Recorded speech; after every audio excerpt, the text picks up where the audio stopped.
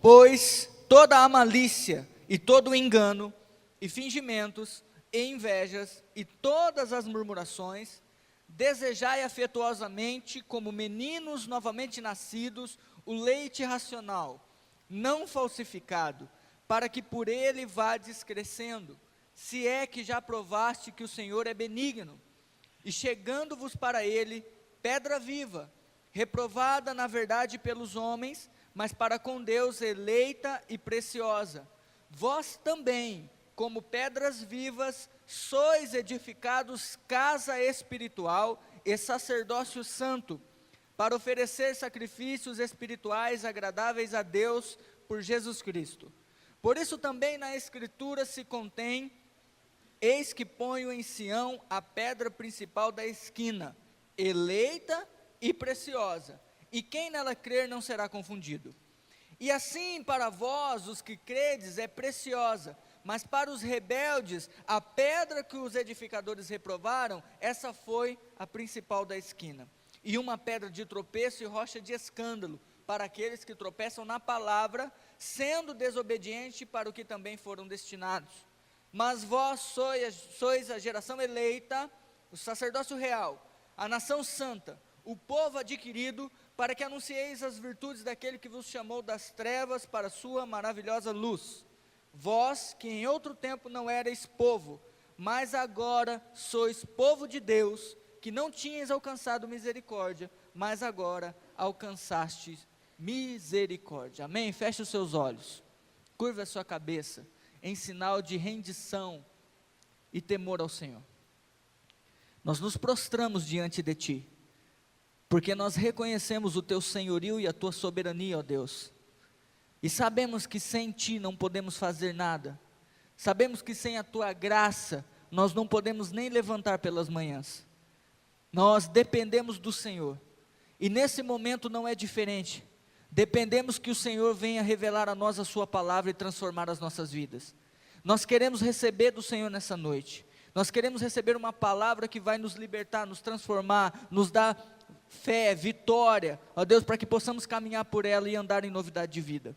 Por isso clamamos para que o Teu Santo Espírito seja liberado sobre as nossas vidas, para que o Senhor prepare os nossos ouvidos, o nosso coração, e para que a Sua palavra venha cair em solo fértil. Pai, em nome de Jesus, nós não aceitamos nenhuma artimanha do maligno, nenhum intento para tirar a atenção do Teu povo, ó Deus, e para que o Teu povo não compreenda a Tua palavra. Assim te pedimos e clamamos também, para que o Senhor já confirme essa palavra com sinais e maravilhas, naquilo que o Teu povo precisa, sabendo que é o Senhor quem fala nessa noite, em nome de Jesus, amém. Amado, quero falar um pouquinho sobre o propósito de Deus na vida de cada um de nós, e você pode espantar, mas o propósito eterno de Deus para as nossas vidas, não é a salvação. Como assim? Deus não tem desejo de nos salvar? Tem, por isso Ele enviou Jesus, mas isso não é um propósito eterno. Por que que não é um propósito eterno? Porque a salvação, vai chegar um dado momento, em que nós estaremos com Cristo pela eternidade, aonde não haverá necessidade mais de sermos salvos, estaremos com Ele, na Nova Jerusalém, amém? Quantos creem nisso? Amém. Estaremos com Ele, então não haverá necessidade mais de salvar o homem. Então, ainda que o propósito de salvar o homem, o homem se desviou da rota e Deus deseja colocar o homem no caminho novamente, isso significa salvação, mas esse não é o propósito de Deus para a nossa vida pela eternidade. Então, qual é o propósito de Deus para a eternidade? O apóstolo Pedro vai revelar a nós, que nós como pedras vivas somos edificados casa espiritual. Então, o propósito de Deus, que deu início lá no Éden, em Adão, quando ele criou a humanidade, o propósito de Deus era estar com o homem o tempo todo em comunhão, é fazer do homem, é fazer do lugar onde o homem estava, e do homem o lugar da sua habitação eterna. O desejo de Deus, eterno, que deu início lá no Éden com Adão, e vai terminar com Cristo, e nós, na Nova Jerusalém, é que o Senhor desejou estar conosco o tempo todo em comunhão. Você percebe que Deus faz a terra tinha o Éden, a terra era dividida em 3 partes, e tinha o jardim do Éden. 3 partes eram divididas, porque todo o santuário de Deus existe em 3 partes, é dividido em 3 partes. E Deus pega Adão do Éden, da terra de delícias ali, do santo lugar, e transporta ele para o santíssimo lugar, que era o lugar do seu coração e da sua presença, aonde a sua presença era manifesta 24 horas do dia, aonde Adão estava diante do Senhor, do Deus da terra, todo o tempo. Adão precisava ser salvo no primeiro momento? Não, ele não tinha pecado, não havia necessidade de salvação para ele.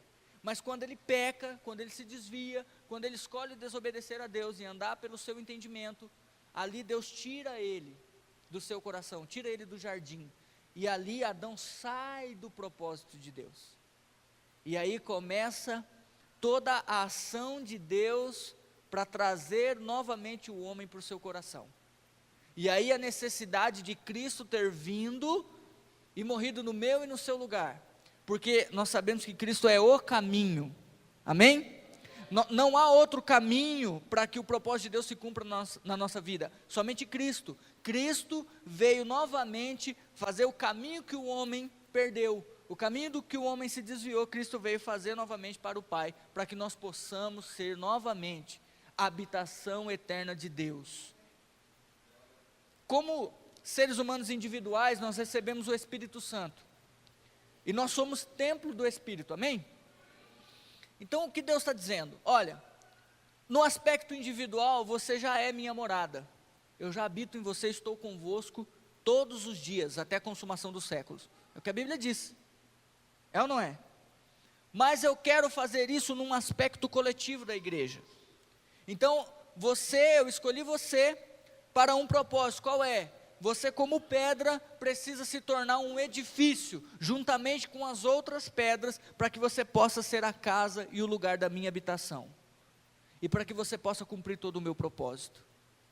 Irmãos, estar com Cristo eternamente, é algo bom, sim ou não?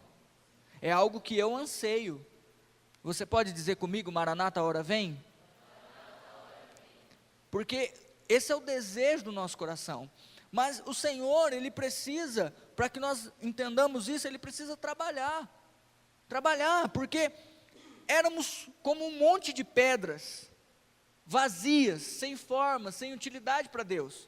Quando estávamos sem Cristo no mundo, nós não tínhamos utilidade nenhuma para o Senhor, estávamos longe do seu caminho, do seu propósito, e Ele usa algumas pessoas para falar do seu amor a nós, e nos tira de lá, nos tira do mundo, nos tira do império das trevas, nos transporta de Babilônia para Jerusalém, nos tira do Egito para Canaã, e agora Ele precisa moldar as nossas vidas, trabalhar as nossas vidas, para que nós possamos encaixar no edifício, porque não é a pedra sem forma que consegue encaixar, estão entendendo?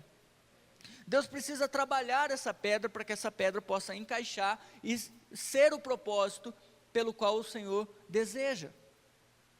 Você percebe que, até quem estava aqui no módulo, na escola Rua Elohim, na quinta-feira, o pastor Borges falou um pouco isso, falou sobre o propósito de sermos igreja, qual é o propósito do Senhor para a nossa vida, falou acerca do reino, né, o que o Senhor está edificando, o porquê que o Senhor está edificando a sua igreja, e nós entendemos que quando Salomão foi fazer o templo, que durante toda a história, o tabernáculo de Moisés, o templo de Salomão, depois o templo de Zorobabel, tudo isso prefigurava o que Cristo vinha fazer, tudo isso prefigurava o desejo de Deus para nós. Olha, presta atenção, quando o povo caminhava no deserto, e Deus mandou Moisés construir o tabernáculo, Deus falou, olha, vocês vão habitar em tendas, e vão ser peregrinos no deserto, assim como Deus fez com Abraão. Por que Deus estava fazendo isso? Porque Deus estava mostrando para eles o que aconteceria no final. Essa casa, esse lugar onde vocês estão, não é o lugar de vocês, eu estou preparando algo eterno para vocês, então vocês vivam como peregrinos na terra, porque aqui não é o lugar que vocês vão estar comigo para todo sempre. E Abraão, né, e o povo de Israel, viviam, porque como peregrinos, visando Canaã, visando a Nova Jerusalém. E é assim que nós devemos viver. Às vezes nós estamos tão enraizados com as coisas deste mundo que nós não conseguimos enxergar o que está nos esperando. Nós estamos tão vinculados com as coisas desse mundo, o nosso coração está tão enredado com as coisas deste mundo, que nós não conseguimos enxergar o propósito de Deus para nós. Existe uma festa em Israel, eu falei que eu nunca prego igual, né? Eu não falei nada disso de manhã. Aconselho você a vir nos 2 cultos. Israel tem uma festa chamada a Festa dos Tabernáculos. E essa festa, ela justamente dá essa mensagem espiritual de que somos peregrinos, de que ainda essa não é a nossa morada eterna, e de que somos peregrinos, e de que um dia estaremos com o Senhor, esperamos a volta do nosso Senhor para estarmos com Ele para todo sempre. Essa festa é importantíssima, é uma das 3 principais festas de Israel. E o povo, quando construiu o tabernáculo havia 12 tribos, e o tabernáculo era posto no meio, átrio santo e santíssimo, e todas as tribos armavam as suas tendas de frente para o tabernáculo, em volta, e o tabernáculo ficava no centro. O que isso representa? Deus no meio do seu povo. Isso estava revelando o propósito de Deus, que era habitar no meio do seu povo, era fazer do seu povo o lugar da sua habitação. Mas a Bíblia declara que o Senhor não pode habitar em templos feitos por mãos de homens. Então o que o povo presenciava ali era uma manifestação da presença de Deus, mas não era a presença do Senhor, não era a sua presença na plenitude, não era a sua pessoa. Por quê? Porque a Bíblia declara que ninguém jamais viu a Deus e viveu. Nós não podemos ver a Deus, porque Deus na sua glória, nós somos consumidos. Mas aí Jesus veio, e a Bíblia diz que Ele está edificando a sua igreja, é para que esse propósito de estar no meio do povo, na sua glória, na sua totalidade aconteça. Eu e você estamos sendo trabalhados, irmãos, para que o Senhor cumpra esse propósito nas nossas vidas, para que Ele venha habitar no nosso meio, e nós possamos estar com Ele para todo sempre, e experimentar da sua glória, da sua graça, do seu amor. Isso que você está passando, toda essa luta, tribulação, não há de se comparar com a glória, que há de ser revelada. Agora entenda, Jesus no versículo 6, a Bíblia diz assim, olha, por isso também na Escritura se contém, eis que ponho em Sião, a pedra principal da esquina, eleita e preciosa. 1 Pedro capítulo 1 versículo 2, diz assim, eleito segundo a presciência de Deus Pai em santificação no Espírito. Vira para o seu irmão e fala, você já foi eleito, e agora está se tornando precioso. Entende? Nós podemos tirar uma pedra, como o templo de Salomão foi erigido. A Bíblia declara que no lugar onde o templo foi erigido não poderia haver barulho. Então eles trabalhavam a pedra lá na pedreira, onde eles tiravam a pedra. Mas só que quando eles tiravam a pedra estava bruta, a pedra estava sem forma, a pedra não serviria para a construção. Assim eu e você, quando fomos tirados do mundo, sem forma, não servimos para a construção, nós precisamos ser trabalhados. E uma pedra preciosa, para que ela possa dar o seu maior valor, o seu valor mais estimável, ela precisa ser trabalhada, ela precisa ser exposta ao calor, à temperatura alta, à pressão, entende? Ao tempo, porque leva tempo para uma pedra preciosa ser lapidada. Se você pega uma pedra de diamante bruta, ela tem o mesmo valor de que uma pedra de diamante lapidada? Não tem, nem se compara o valor de uma de outra, nem se compara, é algo muito diferente, mesmo tendo a mesma composição. O Senhor está trabalhando na minha e na sua vida, para que nós possamos dar o maior valor, o valor mais estimável, para que você possa dar o seu maior valor, porque você tem potencial, o Senhor enxergou potencial em você, mas nós precisamos nos deixar ser moldados, precisamos nos deixar ser trabalhados, Isso que você está vivendo não é à toa, porque assim como uma pedra preciosa, assim como o ouro é refinado no fogo, as nossas vidas são refinadas quando somos provados. Quando estamos em meio à luta, em meio às adversidades. Amados, eu falei de manhã, Deus não tem prazer no sofrimento dos seus filhos. Ele não tem prazer. Sofremos porque fazemos escolhas erradas. Errais não conhecendo a Escritura e nem o poder de Deus. E nós, diariamente, fazemos escolhas erradas e por isso sofremos. Jesus veio pagar esse preço no nosso lugar, no meu e no seu lugar, para que agora nós possamos nos render a Ele e Ele trabalhar a nossa vida, sem precisar sofrer tanto como nós sofremos. Deus não tem prazer na sua doença, Deus não tem prazer na sua escassez, na sua miséria, Deus não tem prazer nisso. Deus veio te dar vida e vida em abundância, mas Deus permite isso na sua vida, para que através disso Ele possa te moldar, segundo o padrão dEle. E quem é o padrão? Cristo. Ele é a pedra principal da esquina, Ele é a pedra que dá norte a todas as outras pedras, Ele é a pedra que dá direção a todas as outras pedras. Ele foi a primeira pedra colocada, para que todas as outras pedras possam ser colocadas no mesmo padrão e direção que Ele. Agora, como é difícil imitarmos a Cristo, é ou não é? Quando você olha para a vida irrepreensível de Cristo, como Ele agia diante das situações, é difícil, é somente pelo poder do Espírito Santo que nós conseguimos, mas, amado, nós precisamos cooperar com Deus, cooperar com o Espírito Santo, porque se não cooperarmos com Ele, e não nos dispormos para que Ele trabalhe as nossas vidas, Ele não vai fazer, Ele não vai fazer.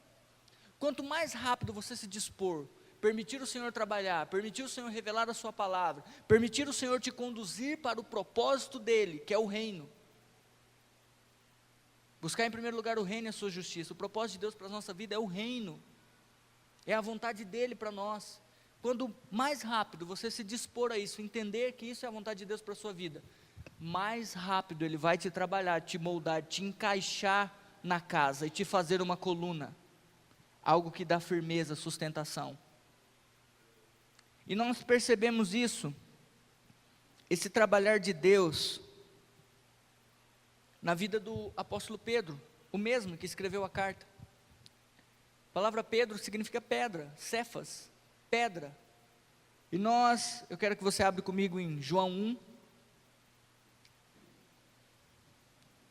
João, capítulo 1. Vocês estão entendendo? Às vezes eu falo rápido demais, né? João capítulo 1. É porque tem tanta coisa para falar, se eu não falar rápido não dá tempo.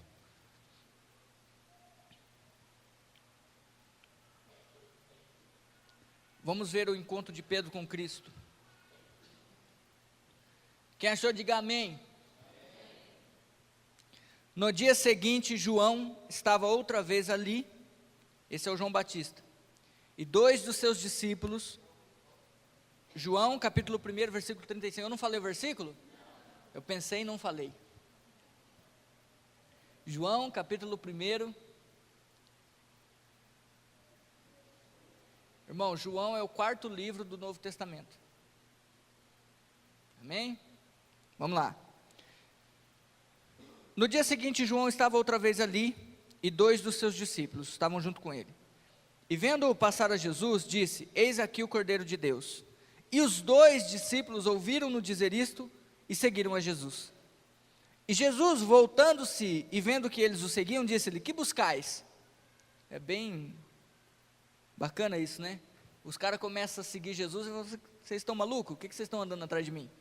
O que vocês querem? E aí eles disseram: Rabi, que traduzido quer dizer mestre, onde moras? E ele lhes disse: vinde e vede. Foram e viram onde morava, e ficaram com ele aquele dia, e era já quase a hora 10ª. Era André, irmão de Simão Pedro, um dos 2 que ouviram aquilo de João e o haviam seguido.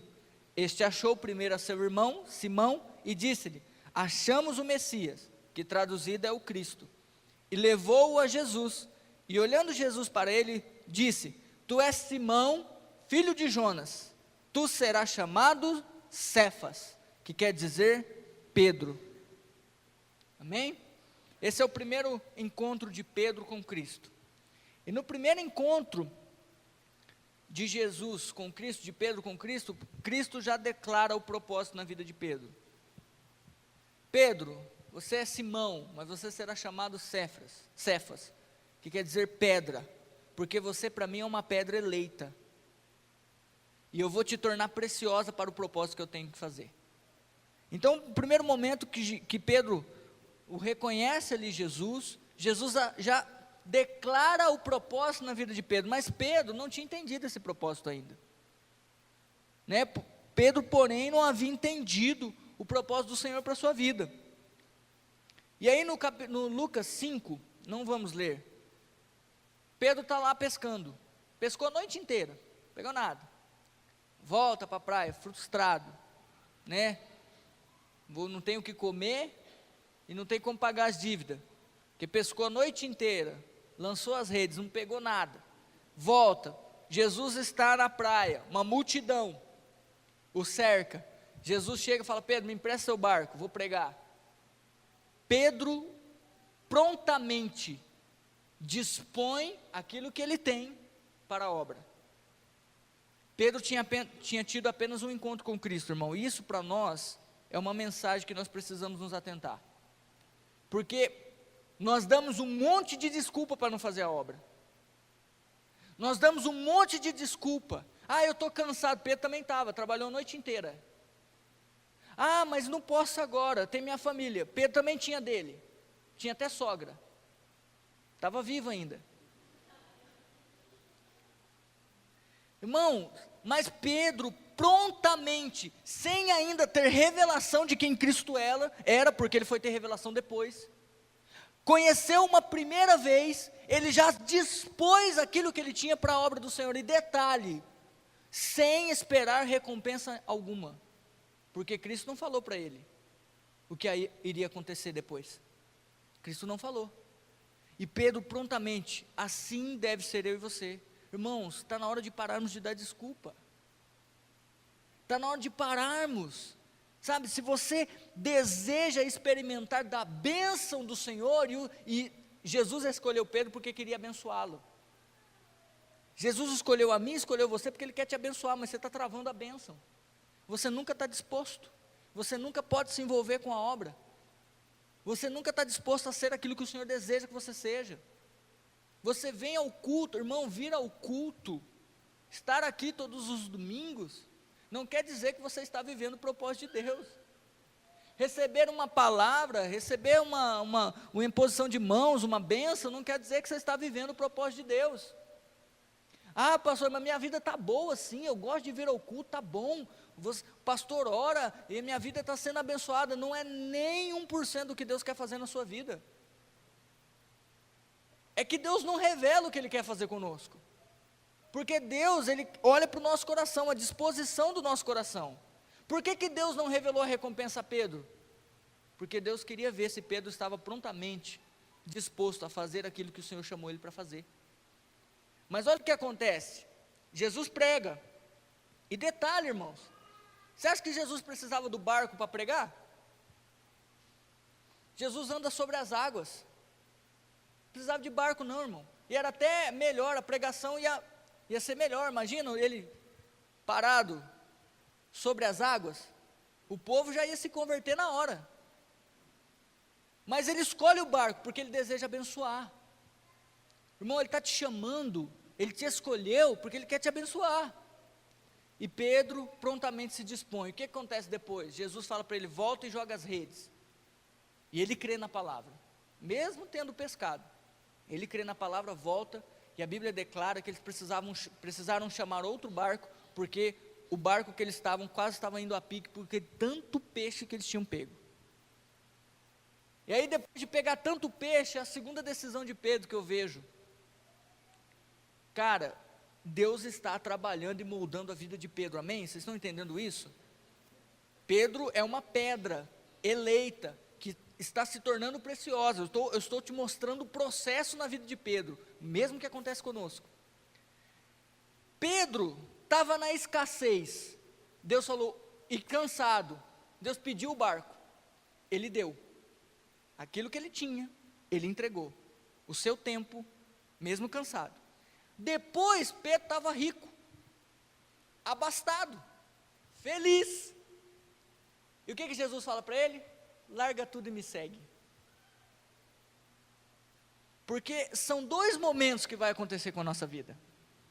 O momento que ele te abençoa, revela o amor, e o momento que agora o discípulo segue o mestre, e o discípulo não ama a própria vida, entende? E ali ele falou, não, eu vou. E ali Pedro largou o que ele tinha, e foi seguir o mestre. Mas o processo de trabalhar na vida de Pedro continua. Um dado momento, você percebe Pedro, em Mateus 16, abre lá, vamos ler, melhor. Mateus 16, 13. Amém, vamos ler. E chegando Jesus às partes de Cesareia de Filipe, interrogou seus discípulos, dizendo, quem dizem os homens que ser o Filho do Homem?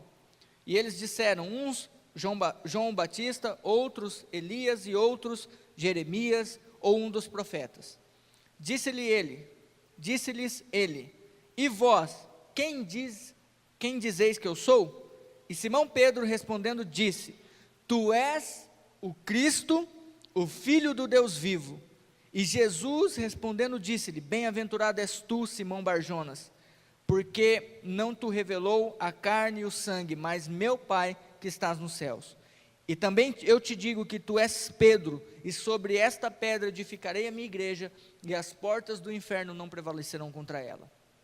Aqui novamente o Senhor declara o propósito na vida de Pedro, mas aqui diferente, Pedro cresce na revelação. No primeiro momento Pedro não tinha entendido o propósito, aqui Pedro começa a entender o propósito, porque a partir do momento que nós reconhecemos Cristo como Senhor, e ali, esse momento Cristo foi revelado a ele, e a vida dele começou a ser transformada e trabalhada ali, e ele teve revelação, porque ele recebeu uma revelação do Espírito, de quem Cristo era, e Cristo dá destino a ele, fala, olha, você é pedra, sobre esta pedra que sou eu edificarei a minha igreja. Jesus já estava dizendo, olha, você faz parte do meu edifício e do meu plano. Mas um pouco mais adiante, no versículo 54, Jesus começa a dizer que precisava ir a Jerusalém e morrer, que isso fazia parte do plano do Pai para ele. E Pedro começa a repreendê-lo, dizendo, Senhor, tenha dó de ti, é injusto isso, o Senhor não pode permitir que façam isso contigo. E aí Jesus vira para ele e fala, aparta-te de mim, Satanás, me serve de pedra de tropeço. Por quê, irmãos? No momento, Jesus declara que ele era uma pedra viva, que faria parte do edifício, e no outro momento, o Senhor já declara que ele estava se tornando uma pedra de tropeço. E detalhe, chama ele de Satanás, porque todo aquele que quer impedir você de viver o propósito de Deus na sua vida, se assemelha ao diabo, e se torna uma pedra de tropeço. A pedra viva, que era para edificar a igreja, se tornou uma pedra de tropeço. Você pode crescer em Deus, permitir ser moldado e trabalhado, para se tornar uma coluna na casa de Deus, ou você pode cair e se tornar uma pedra de tropeço na vida das pessoas. E você sabe quando nós nos tornamos uma pedra de tropeço? Pergunta quando? Quando damos um mau testemunho lá fora.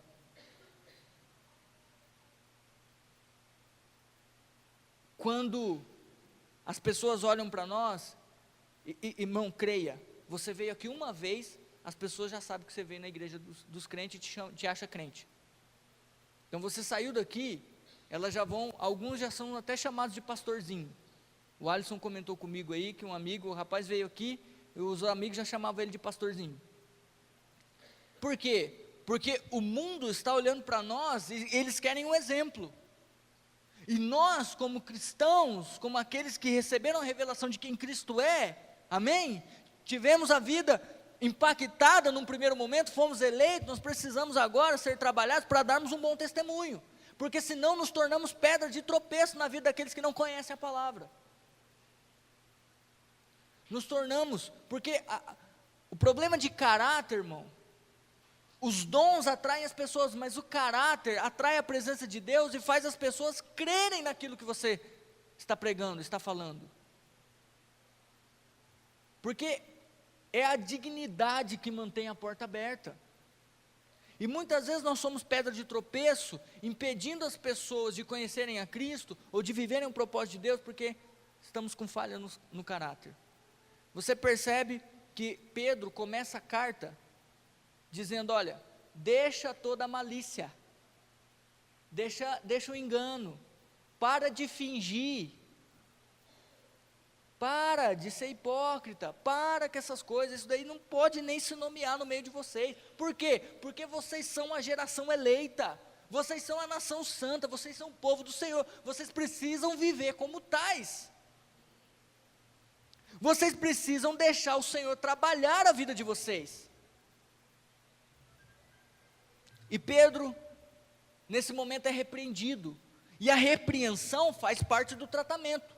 Diga, a repreensão faz parte do tratamento. E detalhe, irmãos, Deus usa as pessoas que estão à nossa volta para nos trabalhar. É o irmão que está do seu lado aí que vai te moldar. É na sua casa, sua família que vai te moldar. Deus não vai mandar um anjo vestido de luz. Deus não vai descer dos céus, se revelar a você e falar, muda, para de mentir, compra e paga. Não vai fazer isso, irmão. Ele vai falar para o irmãozinho, entendeu? O irmãozinho que vai lá na sua casa, bateu, vem receber. É ele que está te moldando. Deus vai usar cada um de nós aqui. Então não fique, não ache ruim a repreensão. Repreensão faz parte do tratamento de Deus, porque Ele quer te moldar, Ele quer que você encaixe perfeitamente. Depois você vê Pedro, Tiago e João no Monte da Transfiguração. A revelação aumentou. Por que a revelação aumentou? Porque nós somos transformados de glória em glória. Quando contemplamos o Senhor é que somos transformados à sua imagem. Então Jesus queria trabalhar na vida de Pedro. Jesus estava se revelando a ele, mostrando a sua glória, mostrando a sua vida. E Deus revela a sua glória através das pessoas. Quantos aqui podem ser um instrumento de Deus, para Deus revelar a sua glória através da sua vida? Amém? Quantos querem?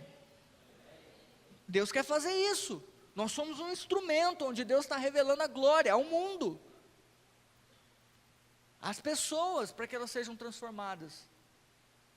Mas mesmo assim, depois disso, você vê que Pedro, na Santa Ceia, onde Jesus vai falar que vai morrer, né? E pergunta para Pedro, está lá em Lucas 22, vamos ler. Lucas 22, versículo 31.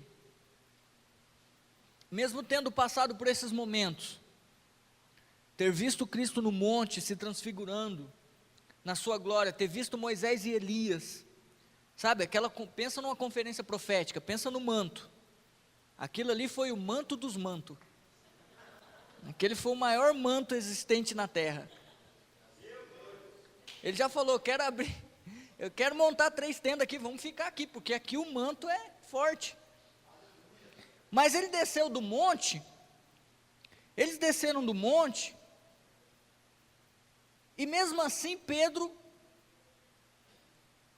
deixa algo na vida dele, que dá base para o diabo agir. Vamos ler, Lucas 22, versículo 31. Disse também o Senhor, quem está dizendo? Simão, Simão, tipo aquele cara que vai falar, Simão, Simão, Cristiano, Cristiano, você já fala, ai meu Deus, o que vem?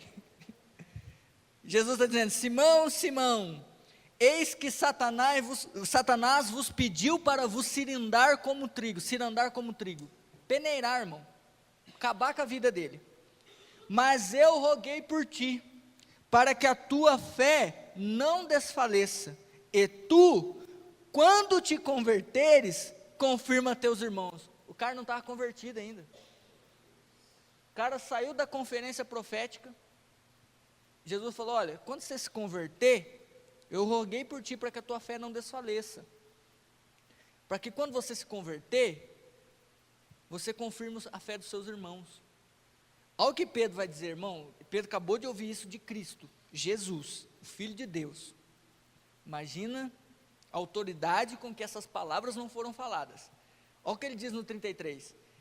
E ele lhe disse: Senhor, estou pronto a ir contigo até a prisão e a morte. Versículo 34. Mas ele disse: digo-te, Pedro, que não cantará hoje o galo antes que 3 vezes negues que me conheces. Olha que vergonha. O cara falou: estou pronto para ir para a prisão e para a morte contigo. Jesus falou: vai, antes de cantar o galo, você já vai me negar 3 vezes. Vai ser muito mais simples do que você acha. Irmão, sabe o que eu entendo aqui? Existia uma área na vida de Pedro, e essa é a área que mais difícil do Espírito Santo trabalhar nas nossas vidas. Que área que é? A justiça própria. O problema que Pedro, que Satanás quis cirandar ele, peneirar ele como trigo, é porque ele andava confiado na sua justiça. Ele andava confiado no seu amor. Ele andava confiado em quem ele era. Ele se achava o bom, irmão, essa é a palavra. Dentre os discípulos, ele se achava o melhor. E muitas vezes nós andamos assim com Deus, confiados na nossa justiça, no nosso amor por Ele. E a Bíblia declara que vieram, levaram Jesus e perguntaram para Pedro: esse daí estava junto com ele. Ele já começa a negar a Jesus.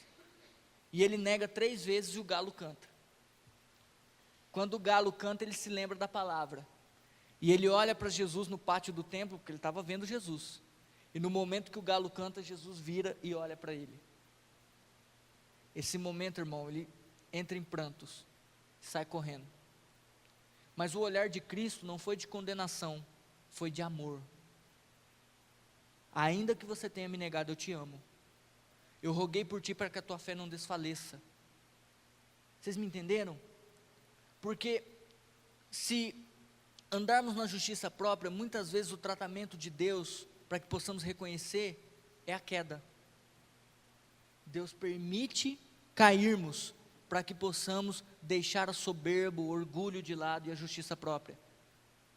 Você vê que 3 discípulos eram mais chegados: Pedro, Tiago e João. A Bíblia declara João como o discípulo a quem Jesus amava. Ele mesmo.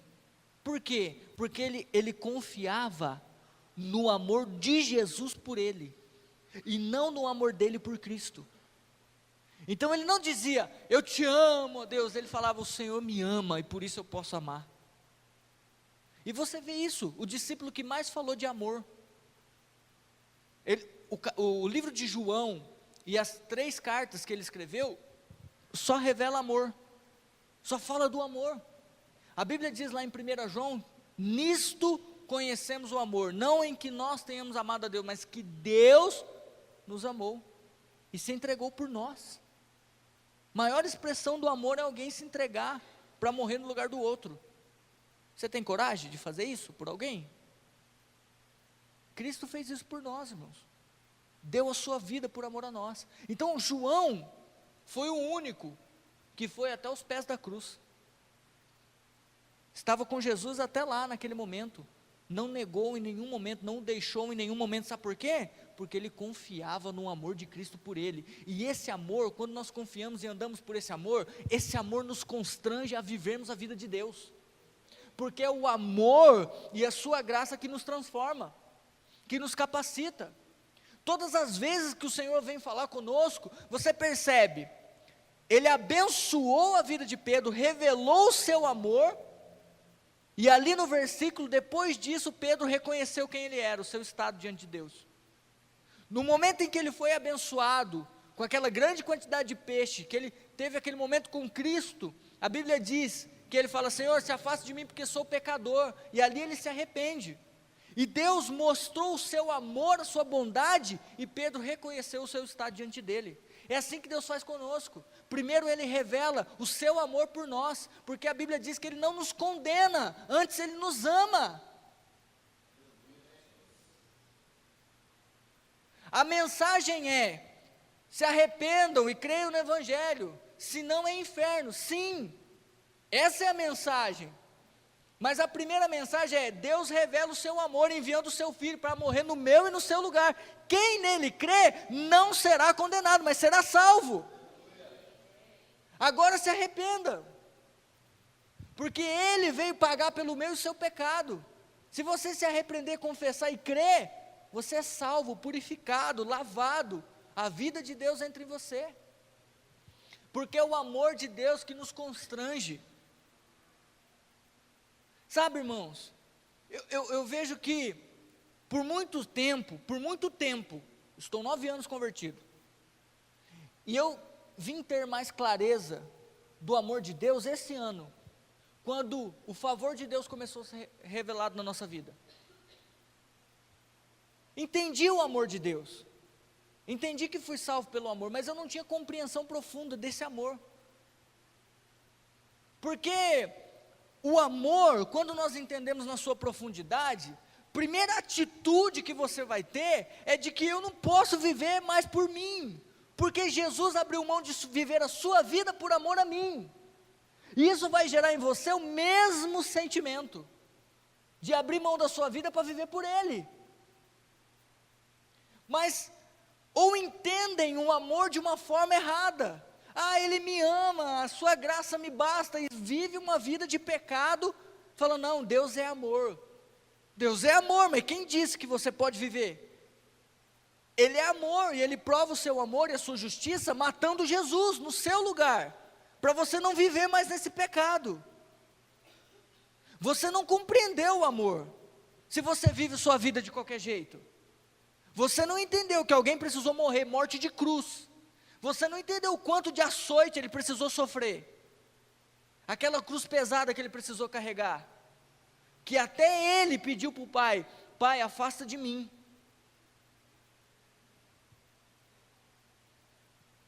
Você não entendeu isso.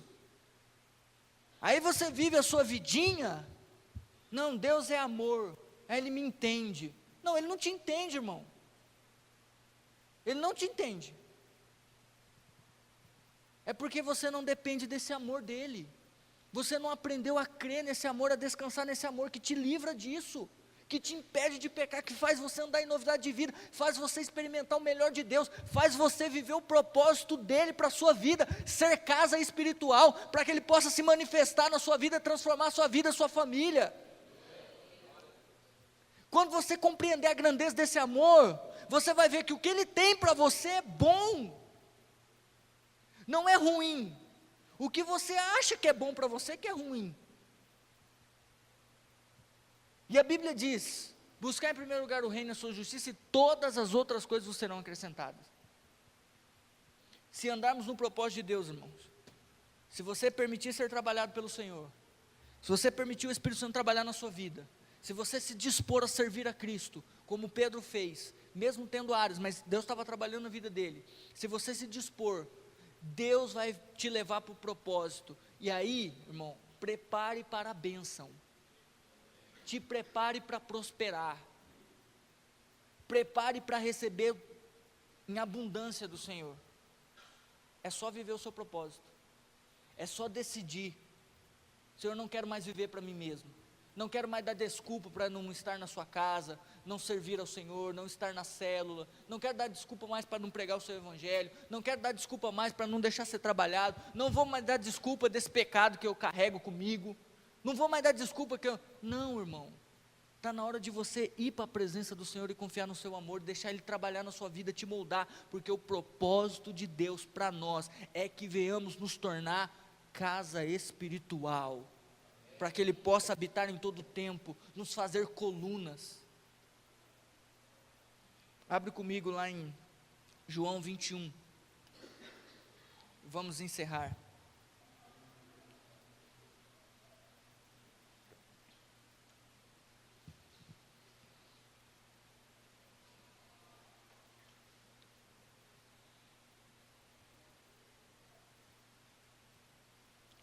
João 21:15.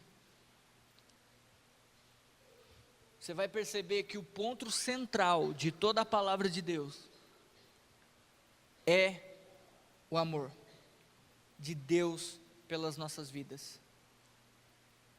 E esse amor, irmãos, se você confiar nesse amor, o nosso amor por Ele será apenas uma resposta do amor que recebemos.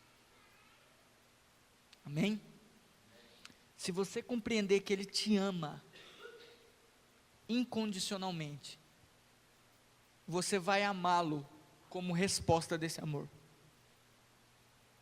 Você vai querer viver a sua vontade como resposta desse amor.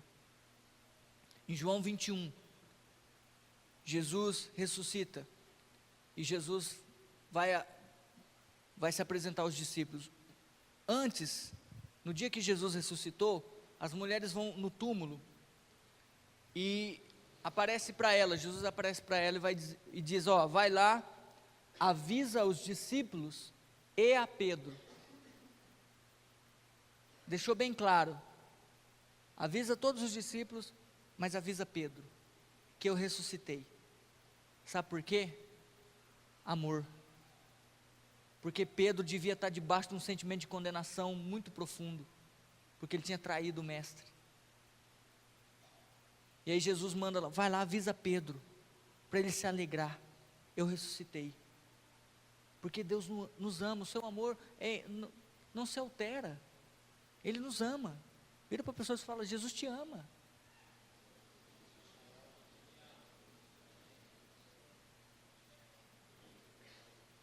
Fala assim, glória a Deus. Amém, irmão? Para de falar, ai, ninguém me ama. Fica esperando o marido amar, a esposa amar. Descansa no amor de Cristo, irmão. Você vai ver teu marido, tua esposa te amar. Na realidade, se você descansar no amor de Cristo, você vai entender que você não vai conseguir fazer outra coisa senão amar. Porque a Bíblia diz que Ele é amor. O amor vai estar dentro de você. E o que você vai expressar é amor. Amém? Porque a vida dele, ele é a pedra principal da esquina, amém? Nós também somos pedras. Não somos a principal da esquina. Não somos a fundamental, mas também somos pedra. O que quer dizer isso? Nós podemos expressar a mesma coisa que Cristo expressa. Ele quer se expressar através das nossas vidas. Então Ele quer expressar amor através de você. Agora, se você descansa no amor de Cristo, marido, você vai amar a sua esposa como Cristo amou. E aí, se você ama a sua esposa incondicionalmente como Cristo amou e não fica cobrando ela, ela vai ficar tão constrangida e tão impactada que ela vai começar a te amar também, em resposta do seu amor por ela. E as esposas também, porque geralmente é mais as esposas que cobram, porque o homem que é o problema, né? Mulher, se você for submissa, descansar no amor de Deus e amar o seu marido, resposta vai ser amor. Irmão, o amor, ele desarma qualquer pessoa. Se você tem amor dentro de você, o amor de Cristo, o cara pode vir te matar. Se você expressar amor, o cara se desarma. Eu creio nesse amor. Eu creio nesse amor. Esse é o amor de Cristo, que transforma qualquer circunstância. João 21:15. E depois de terem jantado, disse Jesus a Simão Pedro: Simão, filho de Jonas, amas-me mais do que estes? Jesus está perguntando para ele. E ele respondeu: sim, Senhor, tu sabes que te amo. Disse-lhe: apacenta os meus cordeiros. Tornou a dizer-lhe segunda vez: Simão, filho de Jonas, amas-me? Disse-lhe: sim, Senhor, tu sabes que te amo. Disse-lhe: apacenta as minhas ovelhas. Disse-lhe terceira vez: Simão, filho de Jonas, amas-me? Simão entristeceu-se por lhe ter dito terceira vez: amas-me? E disse-lhe: Senhor, tu sabes tudo, tu sabes que eu te amo. Jesus disse-lhe: apacenta as minhas ovelhas. Esse momento, Jesus se encontra com os discípulos. Primeira coisa, Jesus prepara um jantar para eles e alimenta. Porque antes de Pedro poder alimentar as ovelhas do Senhor, ele precisava ser alimentado. Antes dele poder cuidar das ovelhas, ele precisava ser cuidado. E você percebe que 3 vezes Pedro negou a Cristo, 3 vezes Cristo ressignifica o amor na vida dele. E aí nós não conseguimos entender, porque quando Cristo diz: Simão, amas-me? Ele está dizendo: Simão, ágape. Porque o ágape, a palavra ágape, quer dizer amor na sua forma mais elevada, na sua forma mais profunda, um amor incondicional. E Pedro responde: amor na sua forma fraternal, que é o filéu, amor entre homens. Não é um amor celestial, não é um amor perfeito, é um amor fraternal. E aí quando nós vamos para o original grego, nós conseguimos entender isso. Jesus está falando: Senhor, Pedro, você me ama incondicionalmente? Pedro vira para ele e fala: Senhor, o senhor sabe que eu não te amo da maneira como eu devo, da maneira como o Senhor me ama. É isso que Pedro está falando. Eu não te amo da maneira como o Senhor me ama. E aí Cristo ressignifica a vida de Pedro, e agora Pedro está pronto para cuidar das ovelhas, porque Jesus o alimentou, Jesus cuidou dele, ressignificou a sua vida, revelou o seu amor, e agora ele está pronto para cuidar das ovelhas. Essa pedra se tornou coluna, e Pedro foi um dos principais apóstolos, um dos principais na igreja primitiva. Foi ele que em Atos se levanta e prega e 3.000 se convertem. Ele era uma referência, foi ele que o sol projetava a sombra dele, as pessoas passavam e eram curadas. Foi esse Pedro que negou Jesus 3 vezes, mas que recebeu do seu amor, que deixou ser trabalhado, permitiu o Senhor trabalhar na sua vida, e se tornou coluna. Por que coluna? Porque coluna fala de firmeza e sustentação, fala de algo que não se abala facilmente, fala de suporte para os outros, e é isso que o Senhor deseja fazer com a minha vida e com a sua vida, que você seja um suporte na vida dos outros. Amém?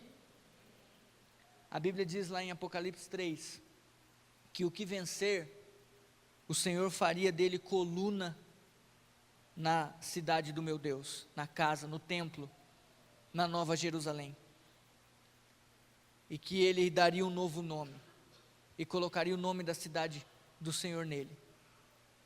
O Senhor quer nos tornar coluna, nos fazer coluna, casa espiritual, porque o Senhor quer que sejamos vencedores, venhamos reinar com Ele. Amém, querido?